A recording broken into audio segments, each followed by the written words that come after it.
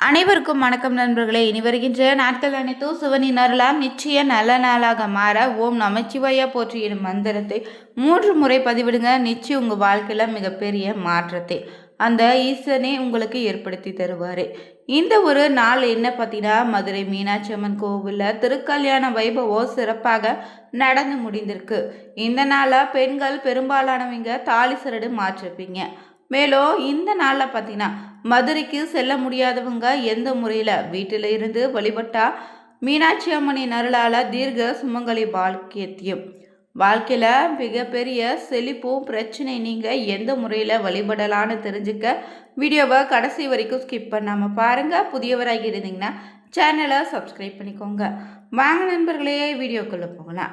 உலக புகழ்பெற்ற மதுரை மீனாட்சி அம்மன் கோவிலில் பார்த்தீங்கன்னா, சித்திரை திருவிழா முக்கிய நிகழ்வுன்னு சொல்லக்கூடிய மீனாட்சி அம்மனுடைய திருக்கல்யாணம் ஏப்ரல் 28ஆம் தேதி இன்று கோலாகலமாக நடந்து முடிந்திருக்கு.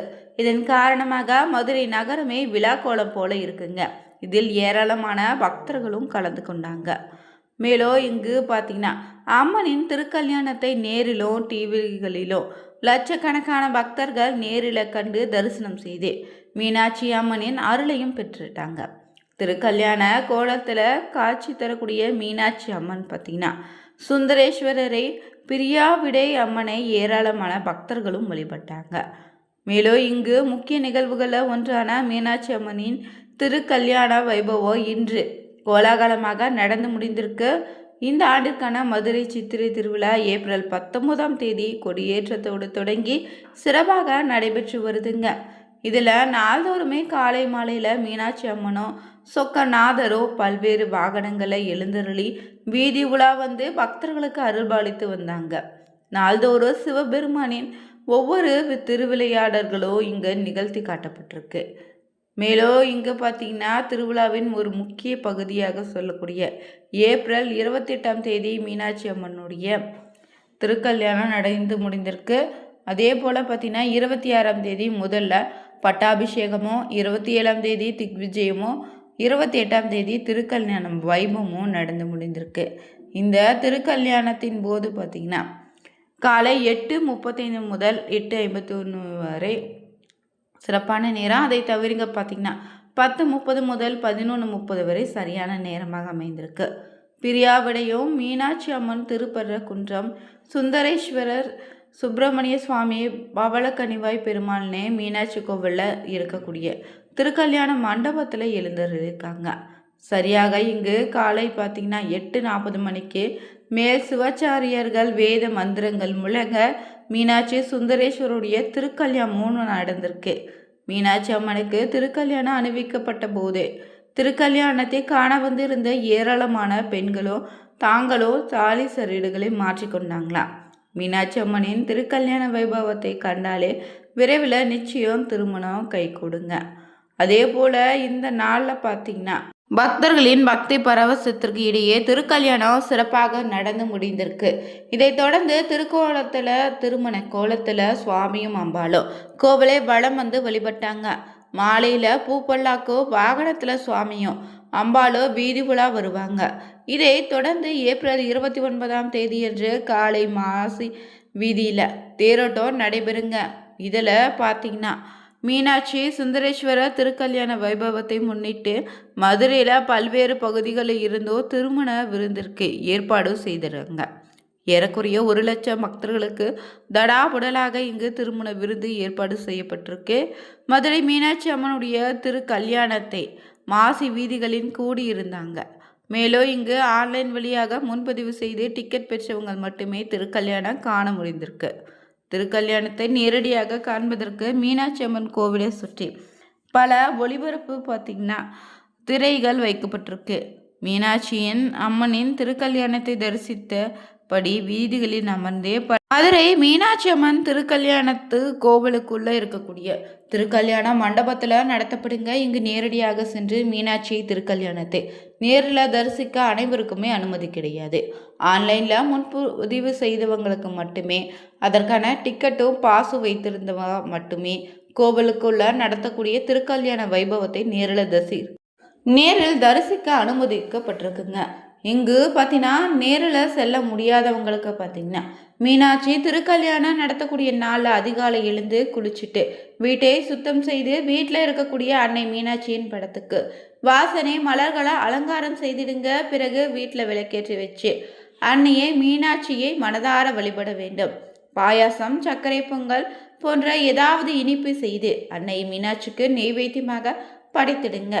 அதே போல் தாலி சரடு, மஞ்சள், குங்குமொன்னே, வளையல், பூ, வெற்றிலை பாக்கு, பால், பழம் போன்றவற்றை வாங்கி மீனாட்சிக்கு படைத்து வழிபடலாம். பிறகு இந்த மங்கள பொருட்களை யாருக்காவது தானமாக கொடுத்துடுங்க. குறிப்பாக சுமங்கலி பெண்களை வீட்டுக்கு அழைத்து அவங்களுக்கு மஞ்சள், குங்குமம், பூவுன்னு, வெற்றிலை பாக்கு, தாலி சரடு வாங்கி கொடுக்கலாம். இந்த நாளில் யாருக்காவது அன்னதானம் கொடுத்தா ரொம்ப நல்லதே. வீட்டில் திருமண விருந்து போல சமைச்சு வீட்டுக்கு அழைத்து உணவு பரிமாறுங்க. இப்படி நீங்கள் வழிபட்டாலே மீனாட்சியின் அருள் கிடைக்கும்.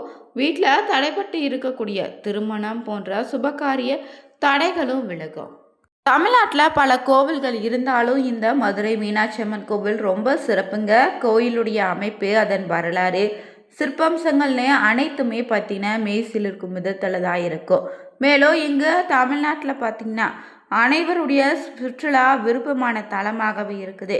இங்கு அன்னை மீனாட்சி திருமேனி நிறம் பச்சையாக இருப்பதால் திருமேனி சிலை ரூபம் முழுக்க மரகத கல்லால் ஆனதுங்க. அன்னையின் வலது கால் சற்று முன்னோக்கி இருப்பது போல் அமைத்திருக்காங்க. ஏன்னா காரணம் பக்தர்களின் அழைப்பிற்கு உடனே ஓடி வந்து அருள்பாலிக்கக்கூடியவளாக இருப்பதால் அன்னை தன் வலது கையில் கிளியை ஏந்தி கொண்டு அது காதில் பேசுவது போல அமைந்திருக்கு. ஏனெனில் கிளிதான் பேசுவதை திரும்ப திரும்ப பேசக்கூடியதுங்க. அதனால் தான் பக்தர்களின் வேண்டுதலை திரும்ப திரும்ப அன்னையிடம் சொல்லி அவங்க குறையை விரைவாக நிறைவேற்றக்கூடிய பொருட்டு இந்த கிளி பார்த்திங்கன்னா செய்கிறது.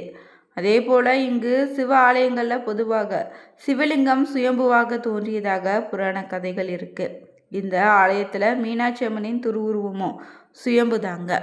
அதாவது பார்த்திங்கன்னா மதுரையில் அரசாண்ட மீனாட்சி அம்மன் உக்கிரபாண்டியனுக்கு முடிசூடிய பின்னர் சொக்கநாதருக்கு அருகில் விக்கிரகமாக நின்று விட்டாளாம். மீனாட்சி அம்மன் யாகசாலை அக்னியிலிருந்து தோன்றி அவதரித்தாள். இதன் காரணமாக அன்னைக்கு தடாகை அக்கியர்கண்ணின்னு பெயரும் உண்டு. இங்கு பாண்டிய மகாராஜாவுக்கோ ராணி கஞ்சனமாலைக்கோ பிறந்த ஒரே மகள் தான் அன்னை. அதனால் பாண்டிய நாட்டின் அரசியாக திகழ்ந்தார். பிறகு மீனாட்சி அம்மன் பார்த்தீங்கன்னா கற்ப கிரகத்தில் இருக்கக்கூடிய மீனாட்சி அன்னையை பார்க்கும்போது உயிர்ப்பட இருக்கும் ஒரு பெண்ணை பார்ப்பது போல இருந்திருக்கு. மிக அழகாக காட்சி தரக்கூடிய அன்னையின் மீனாட்சியை பார்த்து கொண்டே இருக்க வேண்டும்னு எண்ணமும் எல்லோருக்கும் தோன்றும். பொதுவாகவே நீங்கள் சிவ ஆலயங்களில் பார்த்தீங்கன்னா சிவலிங்கம் இருக்கக்கூடிய கருவறை மூலஸ்தானமாக பார்த்திருப்பீங்க. ஆனால் சிவனை வணங்கிய பின்னர் தாயாரை வணங்குவது வழக்கம். இங்கு விபூதி பிரசாதமாக வழங்கப்படும். ஆனால் மீனாட்சி அம்மன் ஆலயத்தில் மீனாட்சி அம்மன் இருக்கக்கூடிய கருவறை முதன்மையாக வழிபாடு செய்யப்படுதுங்க. இங்கு அம்மனை தரிசித்துட்டு தான் ஈசனை தரிசிக்க வேண்டும். அதே போல் மீனாட்சி அம்மன் சன்னதியில் தாளம்பூ குங்குமம் பிரசாதமாக கொடுப்பாங்க.